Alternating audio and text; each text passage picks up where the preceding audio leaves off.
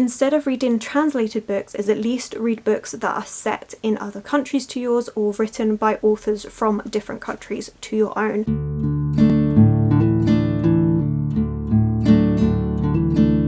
Hello my loves, and thank you for joining me. It's Kirsten and I am doing my first 24-hour readathon announcement. So technically this is my second 24-hour readathon. I did my very first one in June and that one was definitely more of just a mishmash thing. This time I'm doing an actual announcement because a lot of you said how you would have liked to have taken part, so I've decided to do an announcement, and I'm also doing a themed readathon as well. All the prompts will be in the description below. I think that's enough. Let's just get to it. So my readathon, when I'm doing it, is going to be on the 22nd of August. We're going to start at midnight on the 22nd of August to midnight on the 23rd in GMT time. Now, it is a Monday and I know this is a bit of an unusual day to do a readathon, but I do shift work and that's just the way my days off have fallen. If you want to do it on a different day of the month, feel free to do so, or if you even want to extend it to do a weekend or a week or even a month-long readathon and just using these prompts to help you choose the books that you read, go for it. The reason why I want to do it in just 24 hours is because I like having a day where I can just read all day and not feel guilty about it. So this is just my way of doing it. I will be doing a whole separate video of what I actually read on that day. So we have 4 prompts, and these 4 prompts you can either have a book and if it fits all 4 prompts, fantastic, amazing, or if you want to read a separate book for each of the prompts, go for it. Do with it what you will. I've been trying to make this readathon just as flexible as possible. Whatever works for you, you go for it. So the theme for this month, I should probably say, is translated works, because August is Women's Translated Literature Month and I am so excited for it. Now I do have a few male authors in here just because I want to widen my translated reading in general. So the majority of them are female, and if you could do that, that would be fantastic. If like me you have some that are by men as well, go for it. Just translated works in general should be spoken about. So the first prompt is to read a translated book, so it could be anything. The 2 that I've suggested for this one is actually shorter books, so that could be fairy tale collections. One of them being Hans Christian Andersen. This is a selection of his best fairy tales. He was a Danish author, and so obviously it's been translated so many times, and the one that I would be most interested in reading out of this one is The Little Mermaid. So you could just do a really quick short story for one of the prompts. Likewise with the Brothers Grimm, and now I'm not saying to read this whole thing, but you could just read a short story from this collection. They were German, and so obviously it's been translated from German. So that's a good way to start off a 24-hour readathon, is having something quite short and they still work for the prompt. The one that I am mainly focusing on for translated just in general is Victor Hugo's Notre Dame de Paris. This was French originally, and this is the book that the Disney film The Hunchback of Notre Dame is based upon. Now I know that this is a lot more gothic, a lot more disturbing, but it's one that I've really been wanting to read. Whether I can fit it into just 24 hours, I'm not sure, but this is one I definitely want to read in the month of August regardless. The next prompt to support the fact that this is translated women's fiction is to read a translated book by a female author. The one that I want to focus on for my 24-hour readathon is The Tale of Genji by Lady Marisako Shikubi. This is the world's earliest novel, and the fact that it was written by a female, fantastic. I'm so excited to read this. I found this in the Japan Centre in London. I didn't even know that this existed,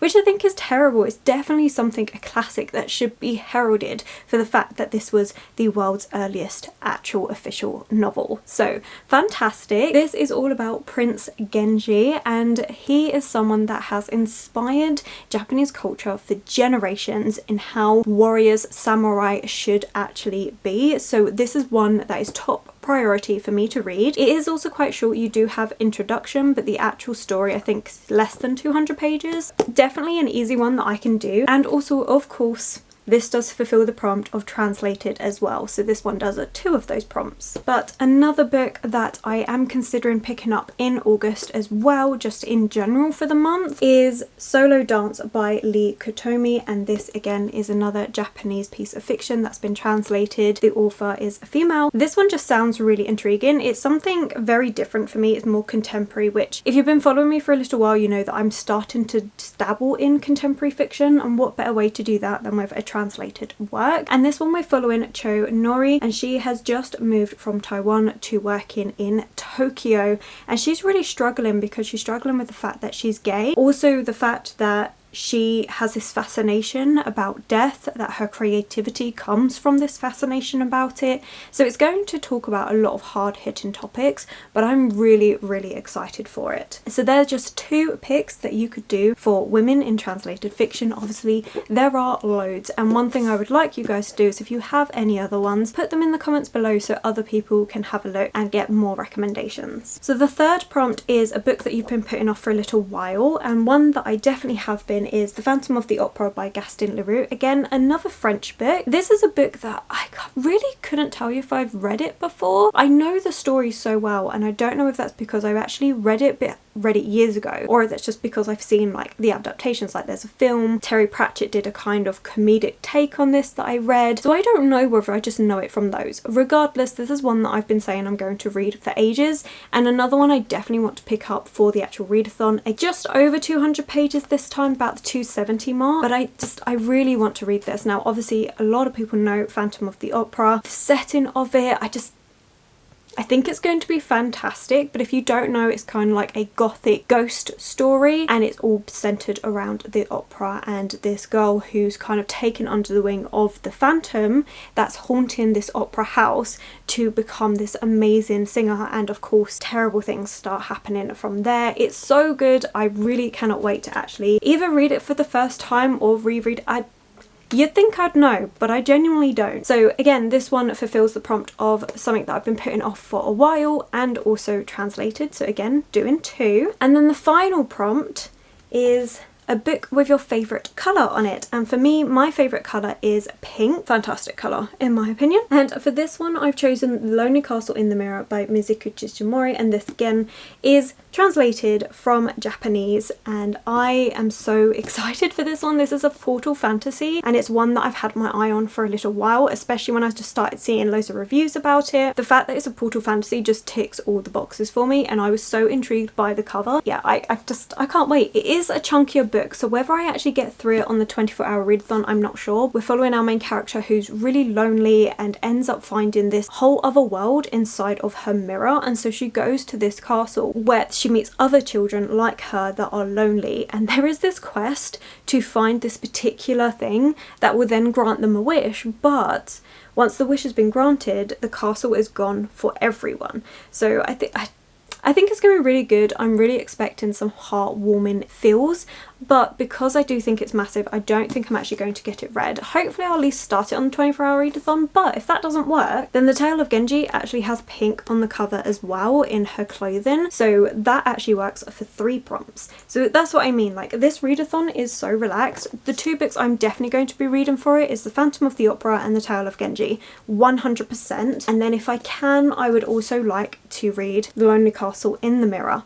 Now if for whatever reason you don't have any translated books and you're struggling to get hold of any, and your local library doesn't have any that you could pick up either, then one thing you could do is, instead of reading translated books, is at least read books that are set in other countries to yours, or written by authors from different countries to your own. An example of this would be If I Had Your Face by Frances Cha. This is one that I would like to read in August. We'll see how it goes. And this is based in Seoul, so South Korea, and we're following 4 different women and how they struggle with the beauty standards of Seoul. I've heard so many good reviews about this. The author herself has grown up in America, Hong Kong and South Korea, so definitely if you can't for whatever reason get translated works, then do go for books that are just set in different cultures, or as said, written by authors of different cultures than your own. So that's all the prompts. I hope that this is as flexible as possible for yourselves. If the time frame doesn't work for you, then please take part in whenever actually works for you. Again, please do put any books that you think would fit these prompts below, because I would love to actually find some new books that I haven't read yet, and also have